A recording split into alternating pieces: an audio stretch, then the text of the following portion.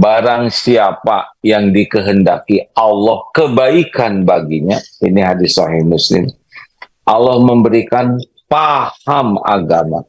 Jadi ciri pertama orang akan sukses terus menghadapi hidup ini adalah pembelajar sejati, yaitu orang yang senang belajar dengan ikhlas dan senang mengamalkan ilmunya dengan ikhlas.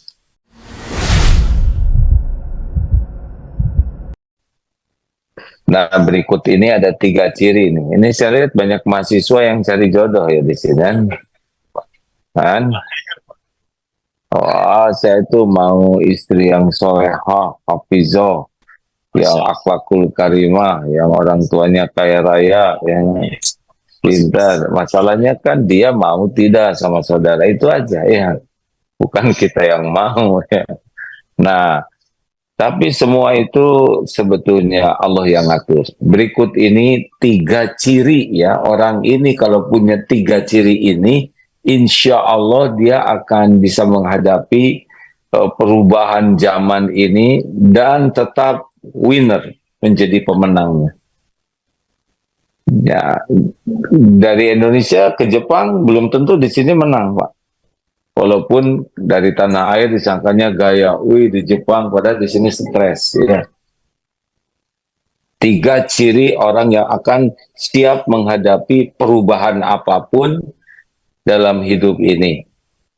Yang pertama, ciri khas orang yang akan baiknya konsisten dan bahkan lebih baik adalah sabda Rasulullah SAW, man yuridillahu bihi khairan yufaqihu fiddin. Barang siapa yang dikehendaki Allah kebaikan baginya, ini hadis Sahih Muslim, Allah memberikan paham agama. Jadi ciri pertama orang akan sukses terus menghadapi hidup ini adalah pembelajar sejati, yaitu orang yang senang belajar dengan ikhlas dan senang mengamalkan ilmunya dengan ikhlas. Kenapa disebut pembelajar sejati? Kan ada yang tahu, ada yang paham, ada yang bisa. Beda itu. Tahu kuda, ini pertanyaan hadirin ya, tahu kuda, paham kuda. Ah, jangan ngarang, setiap perkataan harus dipertanggungjawabkan. Tahu kuda, paham kuda, gitu. Jangan nyebut paham kalau belum paham, namanya bohong, ya. Kalau belum, belum aja. Coba kalau sudah tahu kuda, paham kuda, apa bedanya tahu dengan paham? Kalau tahu itu hanya informatif. Kuda tahu, tapi paham itu harus dengan belajar sungguh-sungguh. Bisa berkuda, beda lagi. Yang tahu kuda belum tentu paham. Yang paham kuda juga belum tentu bisa berkuda. Karena bisanya berkuda itu harus berlatih. Tahu pesawat terbang? Nah, paham pesawat terbang? Bisa menerbangkan pesawat? Oh, beda ya. Nah, dalam pengetahuan Islam juga begitu. Banyak yang tahu sabar. Tahu? Paham sabar? Persis tadi waktu sholat. Tahu Al-Fatihah? Paham artinya? Tidak, ya. Apalagi mengamalkan. Jadi umat Islam mengamalkan Islam itu tidak cukup tahu sabar, tahu ikhlas. Tidak cukup, sama sekali tidak cukup. Tapi harus paham. Dan paham ini hanya bisa kalau dia belajar dengan niat ikhlas dan sesudah itu berusaha mengamalkannya. Tahukah apa yang paling prioritas dalam hidup ini apa? Yang paling penting, urgent dalam hidup ini apa kira-kira? Halo? Bang? Bagaimana? Apa yang paling penting dalam hidup ini nggak ada tandingannya? Benar, meningkatkan iman, ya, bukan meningkatkan penghasilan, meningkatkan iman, bukan meningkatkan aset, meningkatkan iman. Karena al-mu'minul qawi khairun wa ahabbu ilallah minal mu'mini dha'if wa fi kulli khairun. Mukmin yang kuat lebih baik dan lebih dicintai Allah daripada mukmin yang lemah, dan pada keduanya ada kebaikan. Jadi makin kuat iman, baik dalam segala hal, dan makin dicintai Allah. Walaupun yang lemah iman juga sudah ada kebaikan. Jadi kalau ke Jepang penghasilan bertambah, tapi iman melemah, sukses tidak? Enggak sukses, pasti stres. Bahagia waktu pertemuan yang lalu kuncinya apa? Iman dan amal soleh. Jadi kalau kurang bahagia artinya apa? Tolong dijawab hadirin mumpung gampang pertanyaannya ya. Kalau kurang bahagia artinya apa? Kurang iman dan kurang amal soleh. Sederhana sekali. Nggak ada urusan dengan harta, gelar, pangkat, jabatan. Itu cuma casing. Nggak ada apa-apanya sama sekali. Ya, casing, ujian. Jadi jangan bangga punya gelar tinggi kalau iman lemah. Apa artinya? Nggak ada apa-apanya. Karena yang membuat seseorang bernilai dan bahagia itu tingkat keimanan. Dan pupuk iman adalah ilmu yang diamalkan. Makanya maaf Bapak Ibu, kalaupun pergi ke luar negeri manapun, kalau tidak sibuk belajar agama dengan sungguh-sungguh dan ikhlas, kenapa sih nyebut ikhlas terus dari tadi? Karena kalau tidak ikhlas, dia seperti keledai bawa buku, bukunya manfaat, tapi keledainya nggak dapat manfaat dari buku itu selain beban. Kalau orang belajar agama tidak ikhlas, niatnya cuma ingin dianggap pintar, dianggap punya gelar, ingin diakui kiai, ustadz, dai keren, dai kondang, itu udah lewat di sisi Allah. Seperti kirim paket, salah alamat. Walaupun paketnya berlian, nggak akan sampai.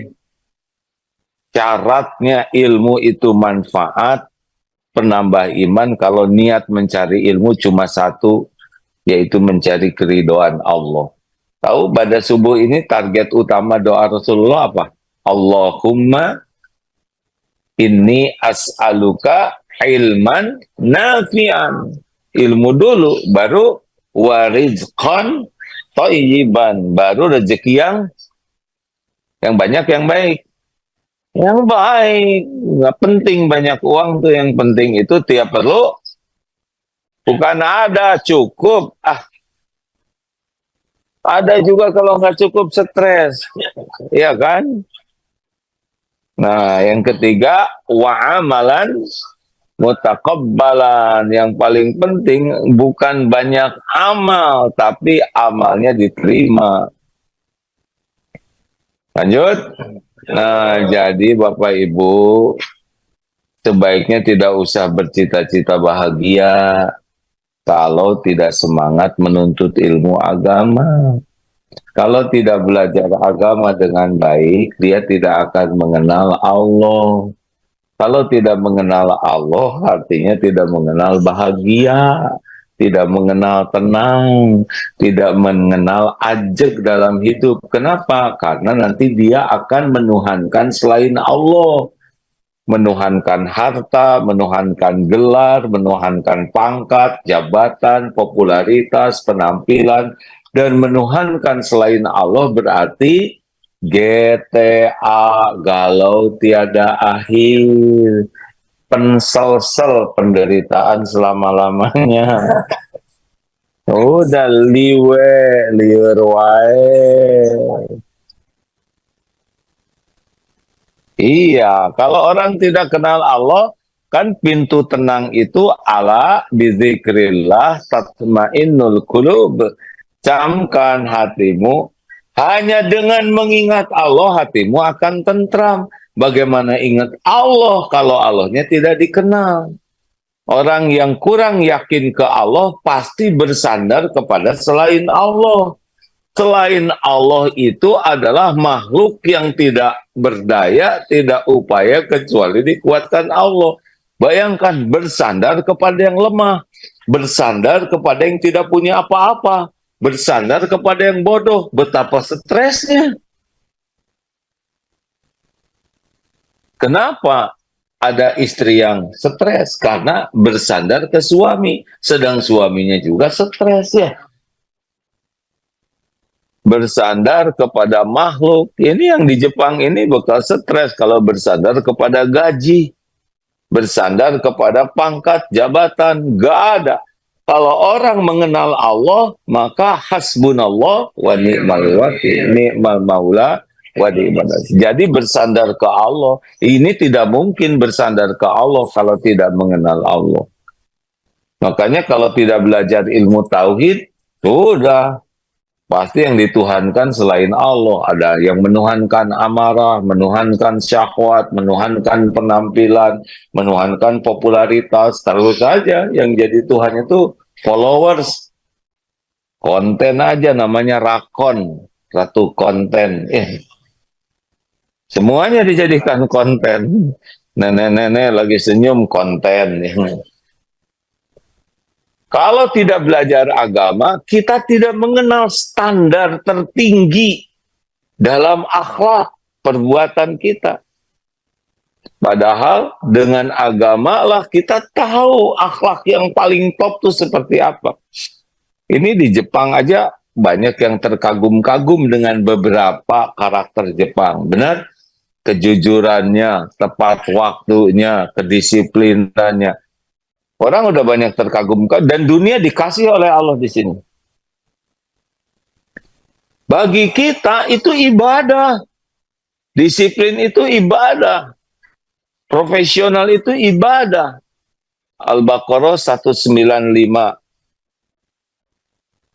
Wa ahsinu innallaha yuhibbul muhsinin. Dan berbuatlah yang ihsan, yang top, yang terbaik, beyond, di atas ekspektasi orang. Itu kan ihsan itu, profesional. Jadi kalau ekspektasi orang segini, kita lakukan lebih. Itu pelajaran profesional yang sejati kan itu. Al-Baqarah 195 tuh. Karena, kenapa kamu kok kerjanya bagus benar? Karena Allah mencintai orang yang profesional. Orang profesional demi karir. Orang profesional demi penghasilan. Bagi kita, profesional adalah amal soleh. Keren tidak tuh? Kayak kurang mendukung gini, kurang profesional ya. Kalau bagi saya tuh dahsyat sekali nih Pak.